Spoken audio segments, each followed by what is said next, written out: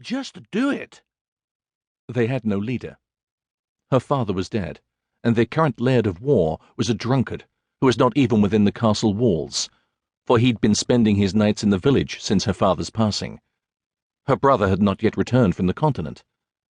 They had only their steward, Gordon McEwen, who was a brilliant manager of books and numbers, but no warrior. "Is your weapon loaded?" she asked the flustered clansman. "Do you have enough powder?" "Aye." "Then take aim and defend the gate." He hurried into position, while she looked out over the bailey below, where her clansmen were finally assembling in answer to the call. Torches had been lit, but everyone was shouting in confusion, asking too many questions. "McEwens, hear me now," she shouted. "An army is approaching from the east. We will soon be under attack. Arm yourselves and man the battlements." Only in the hush of that moment, as all eyes turned toward her, did she realize that she was still wearing her dressing gown. "You there," she pointed at a boy. "Arm yourself with a sword. Assemble all the women and children. Take them to the chapel. Bar the doors, and stay with them until the battle is ended." The boy nodded bravely and dashed off to the armory. "They are MacDonald's," a guard shouted from the opposite corner tower. It was Douglas McEwen, a good friend and able swordsman. Gwendolen gathered her shift in her hands and ran to meet him. "Are you certain?" "Aye, look there." He pointed across the field, now shimmering with mist and morning dew. "They carry the banner of Angus the Lion."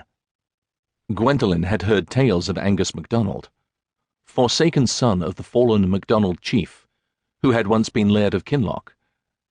He had been a Jacobite traitor, however, which was why the king granted her father letters of fire and sword, which had awarded him the right to take the castle in service to the crown. There were whispers that Angus was the infamous Butcher of the Highlands, a renegade Jacobite who hacked entire English armies to pieces with his legendary battle-axe. Others said he was nothing but a treacherous villain, who was banished to the north by his own father for some secret, unspeakable crime. Either way, he was reputed to be a fierce and ruthless warrior, faster and more ferocious than a phantom beast on the battlefield. Some even said he was invincible. This much was true at least. He was an expert swordsman. He showed no mercy to warriors and women alike. "What in God's name is that?"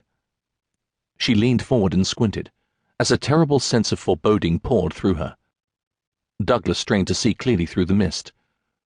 Then his face went pale. "It's a catapult, and their horses are pulling a battering ram." She could hear the heavy, muted thunder of their approach, and her heart turned over in her chest. "You are in charge here until I return," she told him. "You must defend the gate, Douglas, at all costs." He nodded silently. She patted him on the arm with encouragement, then hurried back to the tower stairs. Seconds later, she was pushing through the door to her bedchamber. Her maid was waiting uneasily by the bed. Gwendolen spoke without flinching. "We are under attack," she said.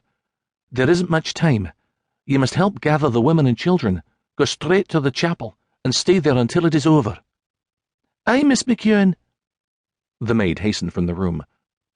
Closing the door behind her, Gwendolen quickly tore off her robe and dropped it, without a care, onto the braided rug.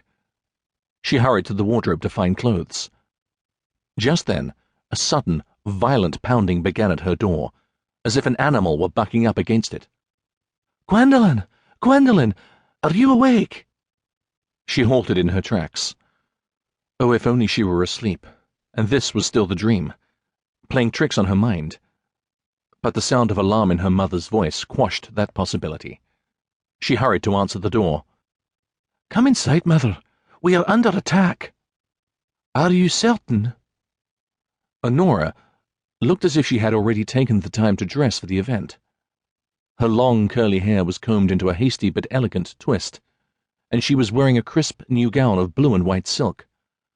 "I heard the horn, but thought surely it must be a false alarm." "It isn't." Gwendolen returned to the wardrobe and pulled a skirt on over her shift. "The MacDonalds are storming the gates as we speak."